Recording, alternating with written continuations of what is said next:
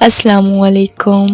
آج میں آپ لوگوں کو بتاؤں گی کیسے آپ لوگ ادرک کے استعمال سے اپنے وائٹ بالوں کو دوبارہ سے سیاہ کر سکتے ہیں۔ یہ ٹوٹکا 2 ہی چیزوں سے بہت ہی آسانی سے تیار ہو جاتا ہے۔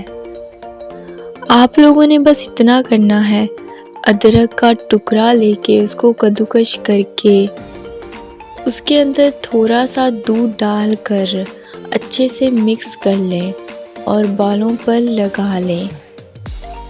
1 سے 2 ماہ کے دوران آپ کے جڑوں کے بال جو وائٹ ہو چکے ہیں وہ پھر سے کالے ہو جائیں گے۔